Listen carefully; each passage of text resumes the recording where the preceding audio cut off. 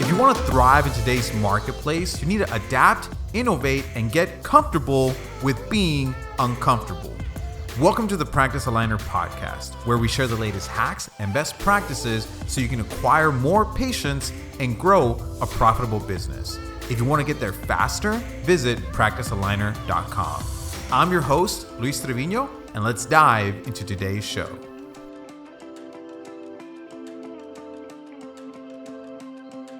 Are you overthinking everything and not taking action? Then you probably have analysis paralysis, which is a common thing for dental practice owners. In this episode, Dr. Witer from Witer Family Dentistry in Detroit, Michigan, sits down with us to talk to us about his great dental awakening and how it changed his life and his business. We deep dive into what the real problem is, how to turn wants into solutions, and how to take necessary action through Dr. Witer's real life experience. Have you ever experienced this and you don't know how to move forward? Today is your lucky day. In this podcast episode, we share our exclusive training with Dr. Witer and co-founder and coup, Luis Hector. Thank you very much for coming, guys. Today, we're going to talk about the quickest way to kill your practice, part 1, with Dr. Jacob Witer. He doesn't need any presentation. You already know him. Thank you very much for coming, Dr. Witer. Thank you very much, everyone. Enjoy your webinar. All right. Thanks for having me. Thanks for showing up on a Friday. Hopefully everyone's having a great day. Good start to the weekend. So today, kind of a topic that they asked me to kind of shed a little light on. And I think this has a lot to do with what's holding a lot of us back as far as the growth that we could be achieving in our dental practice. And I know I did this when I first got started in my dental practice ownership. Was basically you guys can all see my screen, right? You can see it, right? It's a topic called analysis paralysis, which it just pretty much means overthinking everything and not taking any action. And I mean, in my career, it's really been a hindrance. And once you get this mental switch turned off, stuff starts happening. So let's just kind of delve into this here. And if you guys got questions, just ask them. I mean, you get my opinions on this kind of stuff, and I'll show you some of the things that I've done to kind of get this out of my life. Okay, so it's just a couple of things. Get us started. We've got to identify the source of a problem. I'll get into this a lot today. Some action steps, and just let's all start succeeding together. So why am I here with you today? Because basically I've done a few things and I've noticed that my business and my practice and just everything in my life has been getting better because of some of the successes or some of the things I've changed or implemented in my office. It's really changed everything that I've done for the positive. And if anything that I have done can help you guys in even the smallest way, I'm really happy to share with you. And my mission of my practice is simple, just improving lives. And that's kind of in line with my mission. I'm here talking to you to hopefully improve your life somehow, or your practice or your business, one way or another. So let's get going. So let's get started. Let's see what's going on here. So we're all practice owners. Awesome. Okay. We got our business. So first thing I looked at is like, okay, is my practice performing at the level that I want it to be? If you bought an office, did you start an office? Is your dream that you had, like becoming a dentist, owning an office, is it what you thought it would be? And if it's not what you thought it to be, what should it be? So I had to have some kind of vision in my mind. I wanted this as my lifestyle. I wanted a practice that I could walk into and I would enjoy practicing dentistry. I didn't have to do any admin stuff, or, I mean, what my vision of practice ownership wasn't the reality that I had when I first kind of got it in. So first of all, it's like, where are you at? And do you have an idea of what your dream practice actually is? and your lifestyle as well. Are you living the lifestyle that you thought you would be at this point in your career? Are you attaining your immediate goals and your long-term goals? And do you have them? And these are all questions that I've asked myself. And at some point in my career, up until a couple of years ago, the answer for me was no. I am not living the lifestyle. I don't have the practice I want. I don't have the time off I want. I'm not making the money I want. So I was like, so what do I have to do to get there? So this was kind of an interesting thing. Wake up for me is like, the first thing I had to realize is like this: you can spend your life justifying reasons for you to not do stuff. And I hate to use my parents as an example, but they are the exact example of this. For instance, they were planning a trip to go to Florida a couple years ago. And they're like, oh, we're going to plan. I was really excited because they never go anywhere. They just, they're homebodies. But this was when, I don't know if you remember, one of those big hurricanes that were coming through Florida, and it was devastating. I don't know, Cuba. And so there was a lot of refugees in Florida. And so I was calling, like, hey, Dad, are you getting excited for your Florida trip? I'm like, buddy, we're not gonna go because there's all these extra people in Florida right now. We don't think. I'm like, are you really, like, you're not gonna go because you think there's people in Florida and it's all devastated? It was just strange. So basically what he actually did was he gave himself a reason to not go on a trip and probably have an excellent time. So, I mean, we all know people that do this. They make excuses to not do stuff and like to be safe. Okay. So, I mean, you hear them all the time. Like, I shouldn't start my own businesses because yada, yada, yada, yada. Most businesses fail in the first. Blah, blah, blah. What's that? Did I hear somebody? Sorry. Okay. Anyway, No, but sorry. Yeah, I mean, sorry. One thing that we always talk about in our meetings is about lifestyle. We have to be very clear that in addition to being what we are, dentists, marketers, or whatever we are in this world of sales, selling little directly affects our lifestyle. So it's very important that if something is threatened is our lifestyle, we should change it or do something in order to sell more, right? Yeah. Exactly. So, let me get into that a little bit more, because there's a lot to be said about what do you want your lifestyle to be, and then what you have to do to get there. I know in our field, a lot of this. Well, I mean, I've had this said to me a few times from my specialist. So, for instance, you really, as a generalist, you really shouldn't be doing ortho because you just don't know enough about it. Or an oral surgeon may have said at one point, it's like, you shouldn't place implants because you just messed it up. Just stick to what you're doing. So basically, you're hearing a lot of negative stuff from people telling you not to do something, which is all baloney. I mean, get that out of your head immediately. Like, don't listen to that garbage. That is all garbage. So I like this, and don't listen to all the bull. Why you fill in the words. So the world, I mean, and you see it all the time. They're full of negative people that just want to give you free advice and tell you reasons that you really shouldn't do anything. No, you shouldn't do that because of this. But what you're really trying to do, what I was trying to do, is I'm not trying to accomplish something great. So I want to have a great life. I want a great family. I want to have a great business. So what do I have to do that? And basically, anybody telling you to stop doing it, I think that they've actually given up on their dreams to accomplish something great for themselves, and they can't do it. And because they can't do it, they're telling you not to do it. Or they'll tell you, oh, it's too hard. It's going to cost too much money. It's going to take too long. Or like, just slow down, man. Why are you working so hard? No. It's all negative stuff.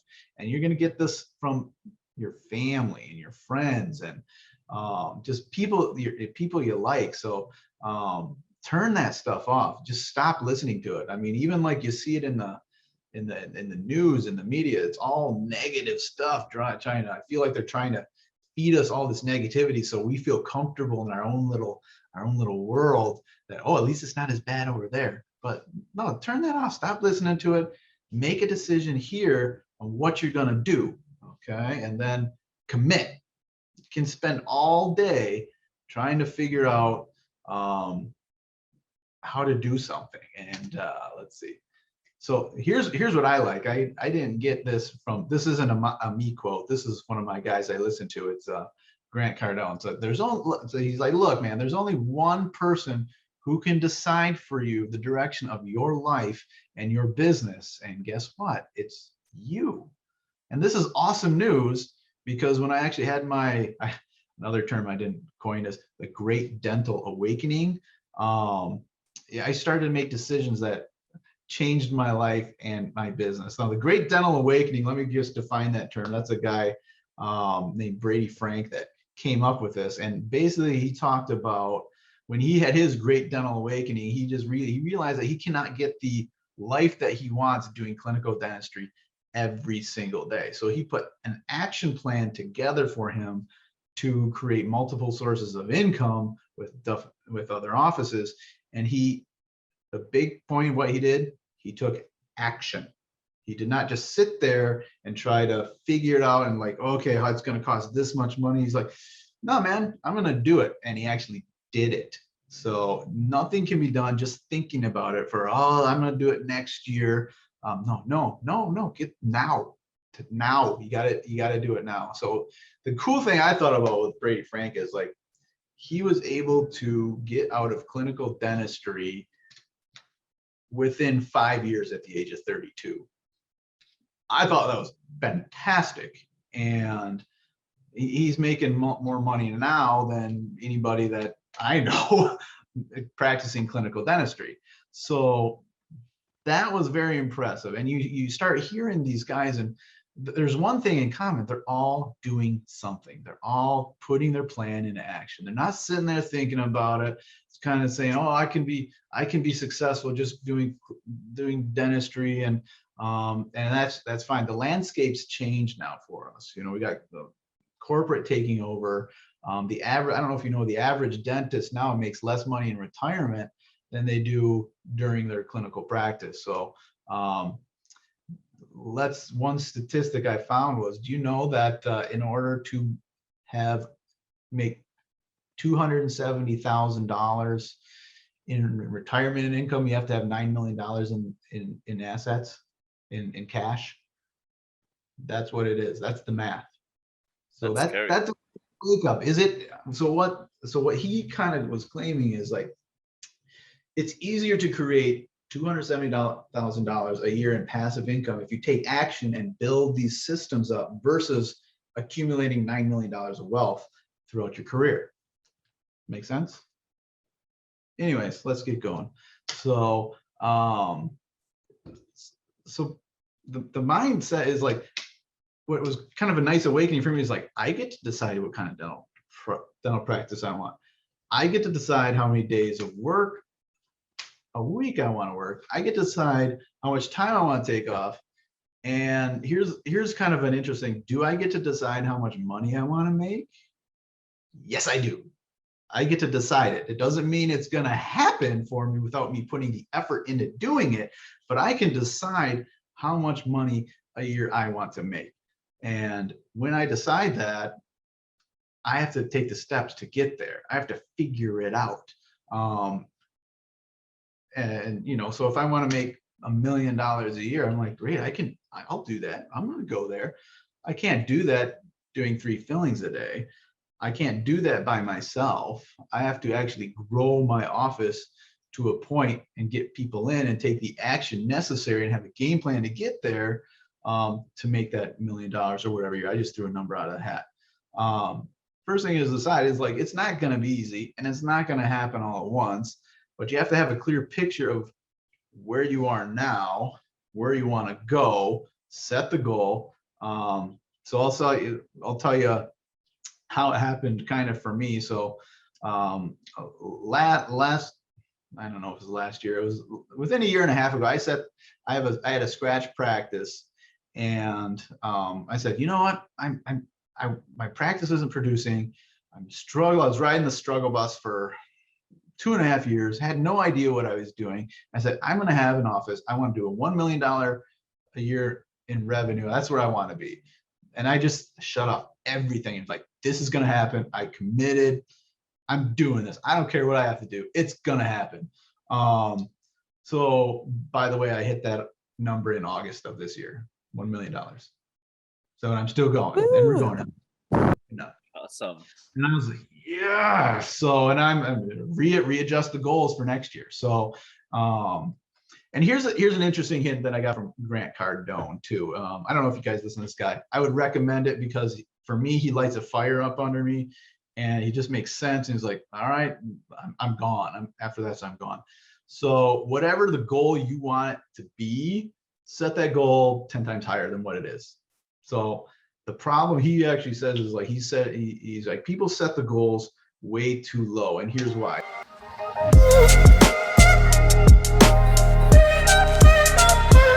I'm disrupting your regular programming to do a quick plug.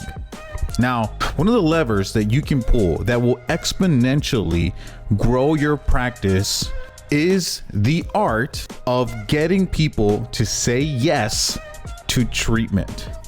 And one of the ways that you can facilitate this is through having the right financing methods and partners in your practice. So we have done a lot of research, and we have found 4 of the best financing methods that you need to implement in your practice to easily get more patients to say yes to treatment. It is our patient financing cheat sheet. If you would like to acquire this cheat sheet, it is 100% for free. Go ahead and click on the link here in the show notes so you can get that cheat sheet today, and you can start implementing these methods in your practice so you can get more people saying yes to treatment. Thank you, and let's go back to the show. Because where would you rather fall short on hitting your goals? Would you rather fall short on achieving a $1 million a year dental practice? You fell short, you collected $950K, you're $50K short, and like, oh, that you didn't quite hit your goal. Or would you rather fall short of $10 million a year, only collecting 8.7 million? You know what I'm saying? So the higher you set the goals, the amount of effort that you mentally can take and action steps that you take are much higher. So yeah, I'd rather fall short on a $10 million goal than a $1 million goal. It just makes sense to me. Okay, so if I collected 8.7 versus my goal was 10, I'd be happier than the 950. Does that make sense? Yeah. So, and the other thing is, like, if you hit your goal, don't get, I mean, you can get into this comfort level or complacency. Oh, I hit my goal, I'm good. You shouldn't stop. I mean, if you hit your goal, that means your goal was too easy for you to get. I mean, you got to set them high enough, and even higher than you think you can, because I guarantee you can outperform what even you think you can do. Okay. So, and this is kind of funny too. It's like, so what is the major thing that was holding me back from achieving my goal? It was only me, man. I was like, I wasn't taking enough action in the necessary quantities and steps to achieve the goal. And I was spending too much time planning in the planning process, where it's like, you know, every night I would come home and I'd be like, like this at the table, what do I need to do? If I have a marketing budget of, you know, like whatever it was, and then my ROI is this, I'm going to calculate this, I'm spending this on this, my employees are this. And I was just like, it's too much stress and mental work. Then I could just throw that stuff aside and just start doing it. Just get the ball rolling. Just get out there and stop all the unnecessary thinking and mental exhaustion, and just go. Just start it. I mean, and commit. Don't start and stop. That's not what happens. You have to I'm like, this is happening. I mean, write it in like stone tablets and show it to your family and say, this is what I'm doing. Get out of my way. I'm going to move the freaking earth and start doing this. Don't talk negative to me. No. Get out of here with that negative crap. Because I mean, only positivity here. No. This is what we're doing. And that's what I'm doing. Okay.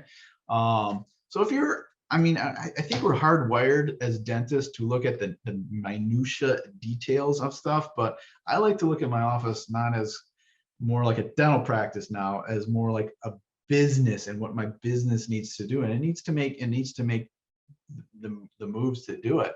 And like I said, if you find yourselves convincing yourself for reasons to not do something, just take note of that and realize that's not the right way you should kind of think. So, and I did this. I was like, I don't want to spend.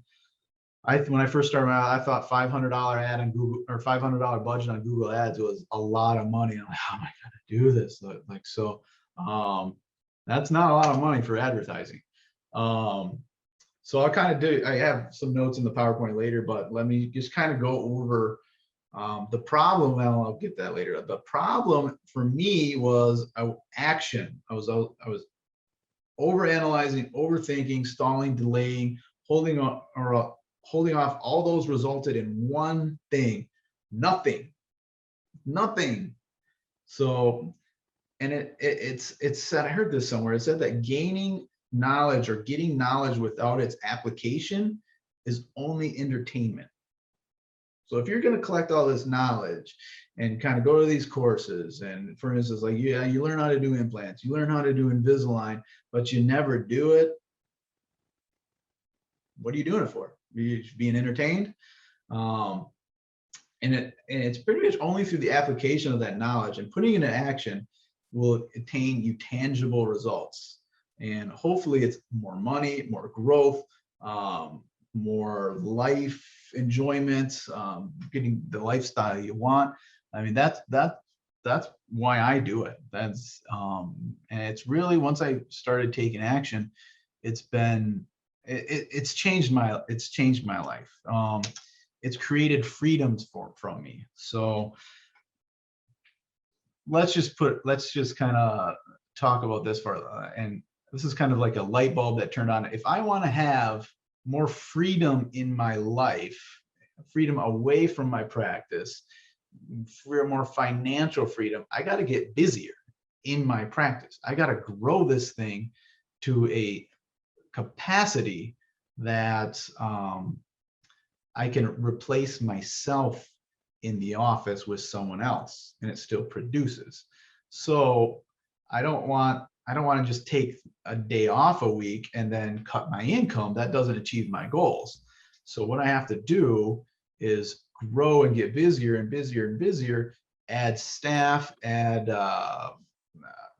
management structure, and then train those people how to do the job so the business can operate without me.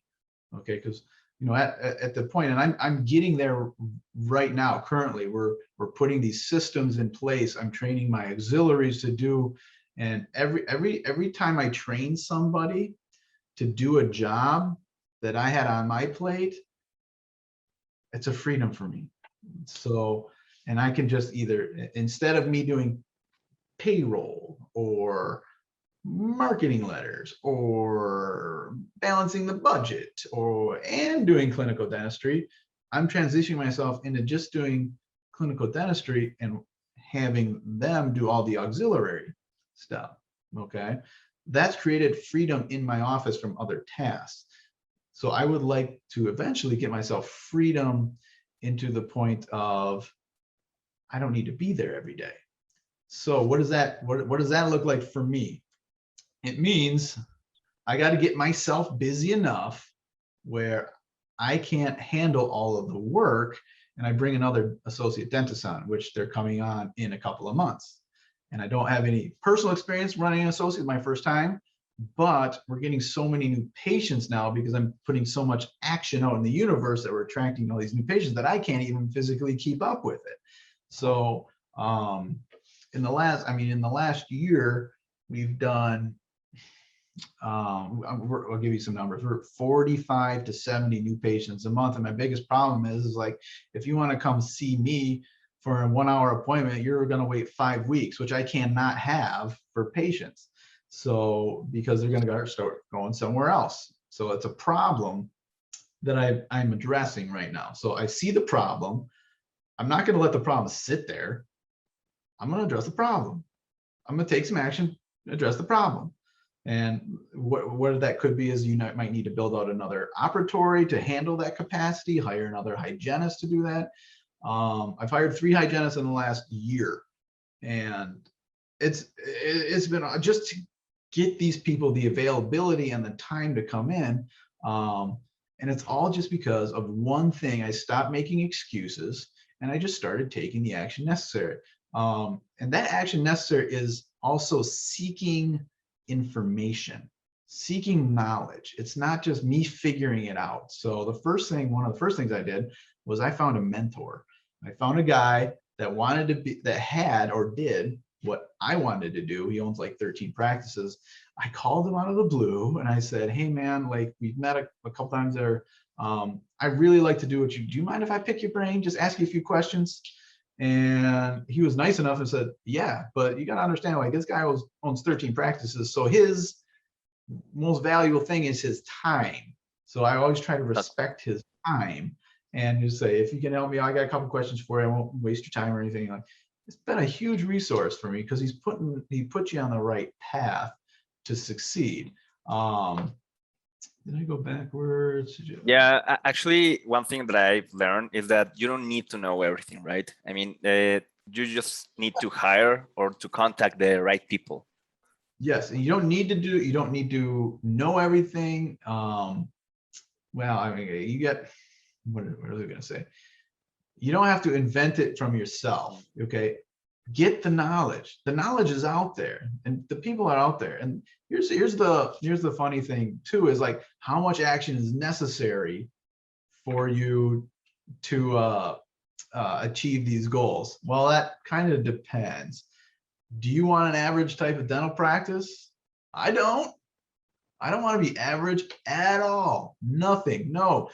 So taking average action is terrible. I'll tell you why being average is terrible. Because average means you're doing just enough that you're seeing some results. You're like, oh, this is what everyone else is doing. You know, this must be good. I might be good, but average keeps you average here. If you want to do a great practice, you have to take like I said, massive amounts of action, and you have to put stuff out in there, out in the universe, so you can see that results coming back in.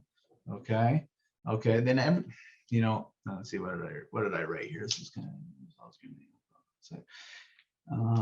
and if you're not seeing the results, that you want to see,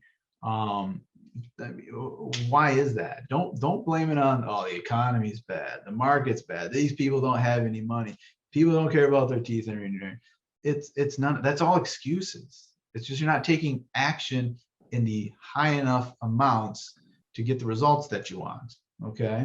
And about that, Dr. Witer, do you have like a goal setting program in your practice or something like a chalkboard with monthly or weekly goals for your staff and you? So how can you manage that in your practice? How do you manage that in your practice? So we track everything in our office, and it's very rudimentary right now because we're growing. I'm putting other people in charge of that. So I want to track every single employee in my office, okay, on one thing or another. So it's easy to track hygiene, right? Because you can say how much are they producing per day? How much should they produce per day? Generally, the rule of thumb, they say 3 times their salary per day, but I like them to be 4 or 5 times their salary per day, what they're giving. So that's what we track. So how do you track the front desk? That was always a big question. How do you track them? How do you make sure they're doing their job? Well, one of the things is like, how many new patients per day are they booking? Set a goal.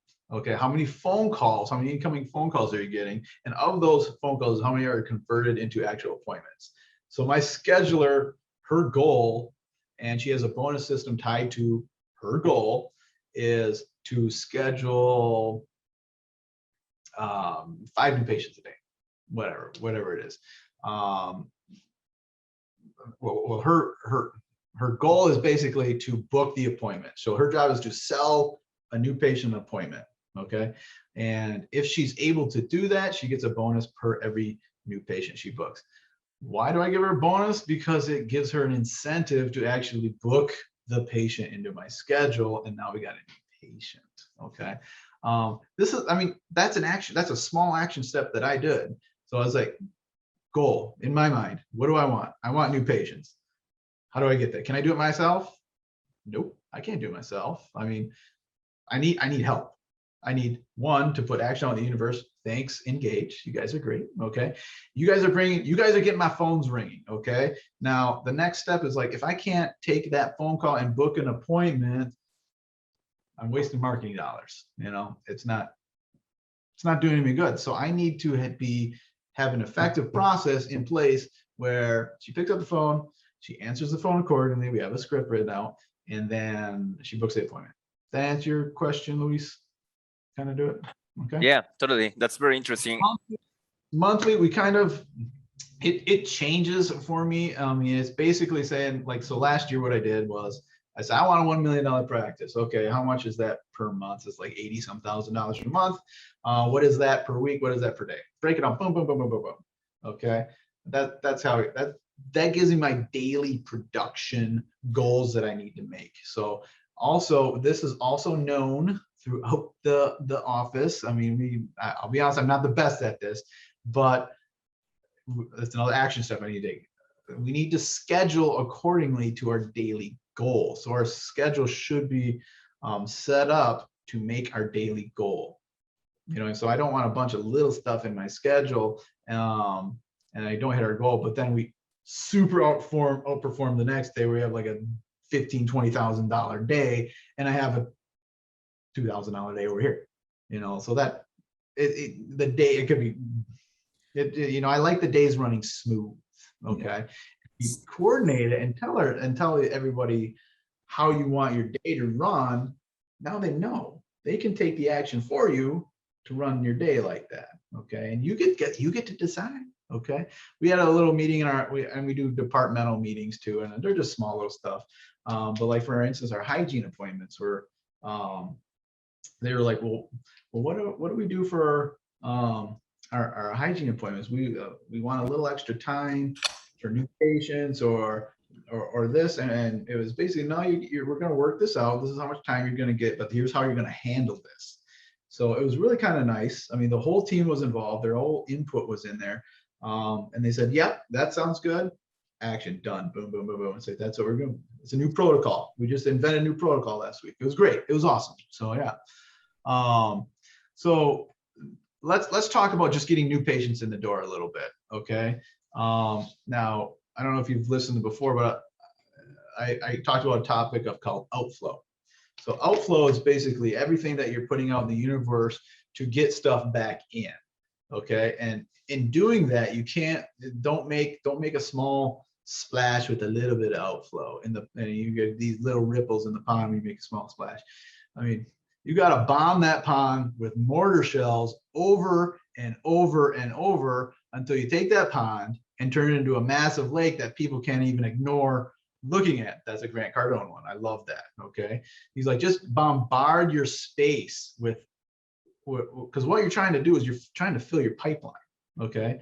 So the pipeline or lifeblood of my practice is new patients constantly coming in. Okay. So with the leads, so if you have all these leads, not all leads turn into patients, but it all funnels right down into patients. And the more patients you have, the faster your office can grow, the more income you can make, which really worked out well for me. But it's just a little concept in my mind that I was like, okay, it's time to stop with that $500 Google Google, here's what I was looking for. So back in the past, in 2017, I had no clue what I was doing. Nothing. I started an office from scratch. I thought, like I said, $500 a month in Google Ads was expensive. The results I got was hardly nothing. I mean, maybe one patient a month for spending $500. After that, 2018, I was starting to kind of see the light. I was like, I need to commit. I need to spend some money on some marketing. So I started spending about $3,000 a month on mailers, and the results I get patients coming in 6 to 8 a month. I was starting to pick up. Some of those were word of mouth stuff, but it was not good. So now I'm 2020 to now I'm spending $12,500 a month almost completely on digital ads, and my results now, my production and revenue is up to 120 to 150 a month, with 45 to 70 new patients a month coming in. And you know what I've realized at this point? I'm just doing digital ads. I'm not doing enough to grow the way I want to do. I need to do more. I need to get on TV. I need to get on radio. I need to get to reach more people, because the more people I can reach, the more they can come in. So I'm just trying to get myself out there, and it's kind of fun because people start recognizing you, and you're like, hey, are you that guy I saw on Facebook? And I'm like, yes, yes I am. And it's kind of weird. So, but it's kind of fun too. So, and now, because like I'm spending close to $13,000 a month on marketing, but my stress level has gone down. I'm not worried about the marketing budget anymore. I'm free of that stress. I'm free of not making my monthly production or my monthly stuff, and I'm taking more money home. I a big accomplishment for me, I just paid off all my student loans. I was like, nice, because we all know those are fun. So so the thing is that performance measures is like, let's say you set your goals. Can you do it alone? I couldn't. I needed a ton of help. One of those things was Engage helped a ton. I mean, they are the first guys that I started out and say, I need this. I need, we're going to do it. I forget who onboarded me. I know Luis Trevino did, but I talked to, I think, Angela before.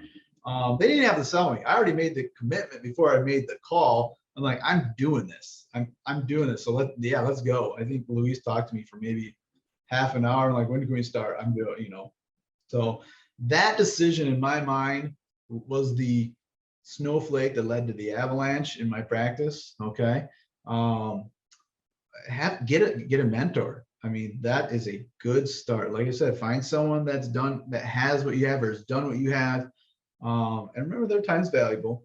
Track their performance, define your goals and their expectations. And the big thing I found out is never in your office, if someone is not performing, or your office isn't performing the way you want it to, don't reward them for it. Oh, you did a good job. We didn't hit our numbers. No, you make it comfortable for them to be mediocre. I don't want to be mediocre. I'm not going to allow myself to be mediocre. It's going to be great or nothing. And I mean, I've already made decisions for next year that I'm just like, I'm driving on my way home today. I'm just like, I got to start this now. I can't wait another month to start what I'm going to try to do.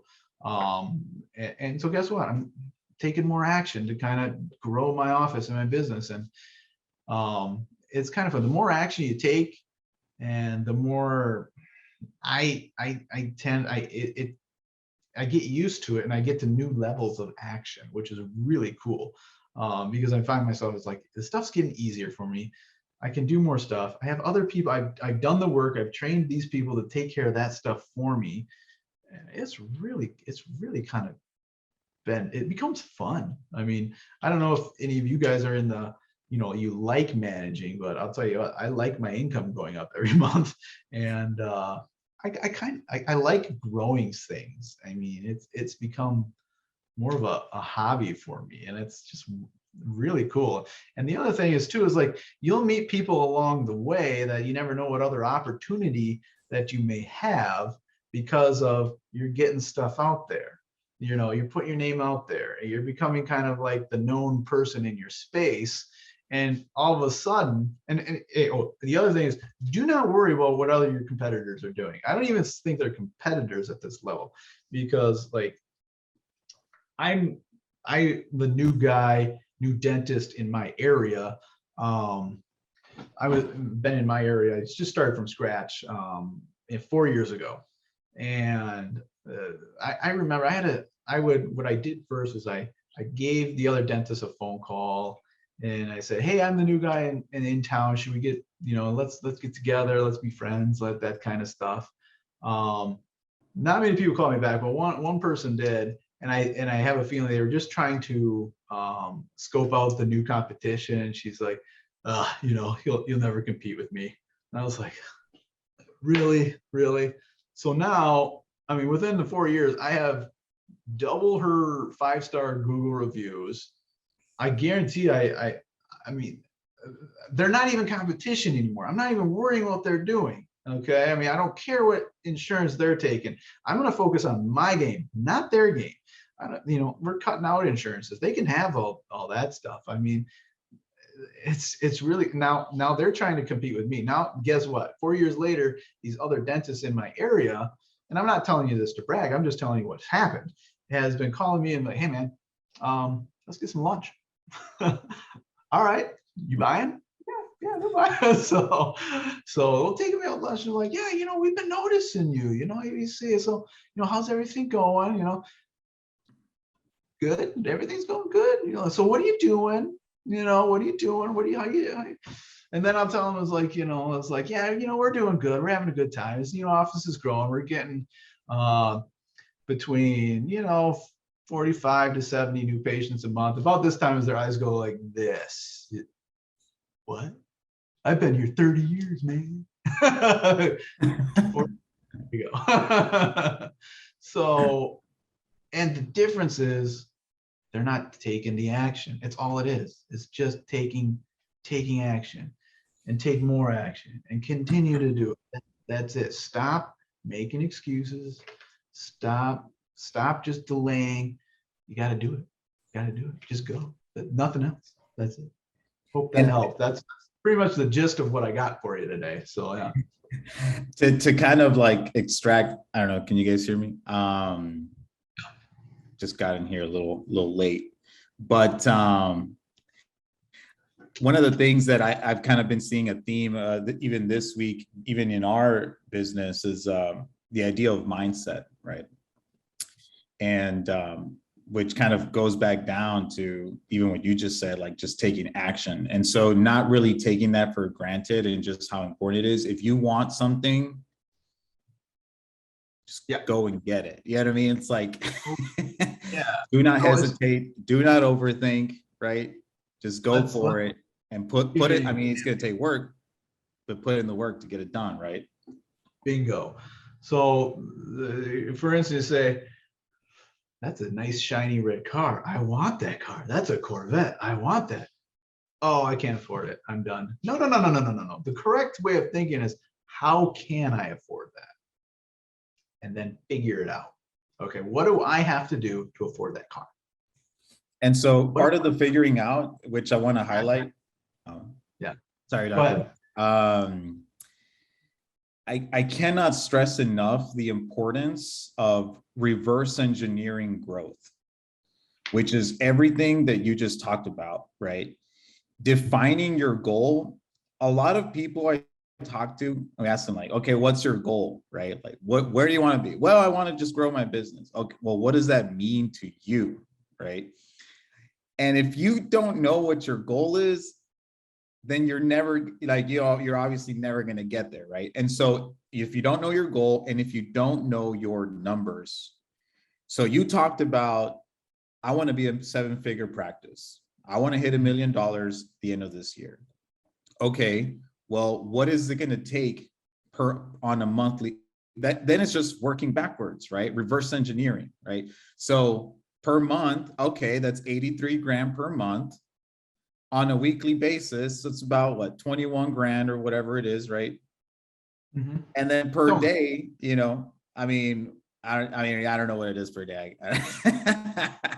But now you know what it is you need to do, and you are hitting your weekly targets. And if you don't hit your weekly target, hey man, next week we need to step it up, because we need to make, so what that refers to is what's called a KPI, a key performance indicator. Okay. And yours, and then like, I want to also highlight the fact of your staff, right? Like your staff need metrics, they need KPIs, and they need a feedback loop. This is actually a big theme in our business this week. So that being said, like you talked about, yeah, my staff have goals. They have so like they know what they need to be tracking, which is their KPI, right? How many patients did they book, right? How many, whatever, like what did they, whatever action you want them to be producing, whatever action you want them to be doing that will ultimately influence your revenue, that is what you need to track, right? That is the KPI, okay? And then they need that feedback loop. They need to know if they're doing a good job or not, which will empower your staff. I feel like a lot of times staff is like in limbo, right? Like they don't know if they're doing a good job or not. And it's personally, especially if you have a good staff member, it's a little unsettling, right, for them. Like they feel a little uneasy. They're like, man, am I doing a good job or not, right? Yeah. Yeah, absolutely. Because I mean, when I was first in my office, like, am I doing what you want me to do? Am I, and I was like, I wasn't giving them the feedback that they needed. And when you give them the feedback and say, this is what I want you to do, clear and concise, and if we can do this and we can work it out, it creates a communication where it's like, hey, what do I need to do this? They come to me and like, what do I need to do to hit this goal? And then we figure it out. One last piece of thing I'll add to it is I like to solve problems. I mean, that's, you identify a problem and you solve it. So what I actually did, and this is all me, by the way, this is a me quote, is I've turned my wants into problems. And what I mean by that is I want $1 million practice. My problem is I don't have $1 million practice. How do I solve that? Yeah. It helped me mentally anyways to figure out what I need to do. That's mindset. That's mindset, 100%. And so when it comes to mentors, I know Dr. Farah, she was asking about the mentorship. What's the best way to find a business mentorship? Personally, for me, I mean, I'll let you answer that, Dr. Witer, but it's like, honestly, I would say it's easy as like finding somebody you admire and giving them a call. That's an oversimplification. But Dr. Witer, I'll let you give your take on that. I mean, that is kind of exactly what it is. It's like, do you know someone in your business? Do you have a dentist in town that like has done what you've done? Or I mean, right now you can find there's these guys out there. I mean, they're out there and they'll want to help. Like for me, I'm growing and I'm happy to tell you what I'm doing. I'm not at the level where I think I'm going to be 10 years from now. But I mean, for me, it's fun. I want to empower other dentists or practice owners, or even just people in general, to realize it's like, you guys, like you can do this. Like, you just have to know it's going to be a lot of work. You got to stop making excuses. And it's really empowering when you kind of say, I am in control of my life. Like I can hit the gas as far as as hard as I want it to. And literally all I had to do was stop making excuses to pick up the phone and call the guy. And he said, yes. So, and then he brought me into mentoring. He showed me the business courses that he took to get where he's at. Guess what I'm doing now? I'm taking the action to take these business courses that he took. So hopefully I can get, well, he doesn't know this, but I'm going to try to get beyond where he's got. So, that's, it becomes a game at a certain point. You want to challenge yourself to see, can I do that? Can I build a multi-7-figure practice? Yeah, I can. Or, I'm going to figure it out. Yeah. Here's an interesting statistic I thought too, that he kind of said, do you realize that once you've hit an office where you're at the $6 million mark at 15% profit, just 15% profit, you can make $1 million a year without even walking in your office. $6 million is very doable in not that much time if you do it correctly, if you take the steps correctly. So I was like, that's kind of a nice little driving factor, that $1 million a year without even walking in your practice, as long as you have it set up right and you've done the work and you've trained everybody. Yeah, it's a ton of work up in there, and it's going to be massive amount of work and massive action, but people do You it. only have to do it once. Yeah. There's this quote from one of my mentors. He says, you only have to get rich once. I mean, I like it. So yeah. You know, So, it's like, I'll give you an example in our business. It's like, you know, our first business in Everable, which works with medical aesthetic practices, which my wife runs at the moment. It took us 3 years to get to a 7-figure run rate, right? But when Luis and I and my wife started engaged, I mean, it took us 3 months. the stuff. So once you learn the process, it's easy to duplicate. I mean, you know, by easy, I'm not saying it's not work, right? There is work involved. Yes. There will always be work involved, but Yes. you know the steps to take. Your knowledge is there, so you can just another place. Yeah. I wish I would have knew now 4 years ago when I started my office. I would have. I don't know where I would be at this point 4 years, because I've only been really taking this level of action, and this growth has only happened within the last year. So that's kind of really exciting where it's going. So I mean, it's going multiple offices. That's where it's going. So groups. That's yeah. Does anybody have any additional questions for Dr. Witer? What time is it? We got 7 minutes on the clock before the official 1 hour, but if we don't have any questions, we can officially end it, unless there's something else you want to talk about, Dr. Witer. That's pretty much what I had. So what are next steps for you? What do you, I mean, obviously I know you're talking about this other staff, but and I know you and I talked about this, but I would love to hear, you know, I'm sure.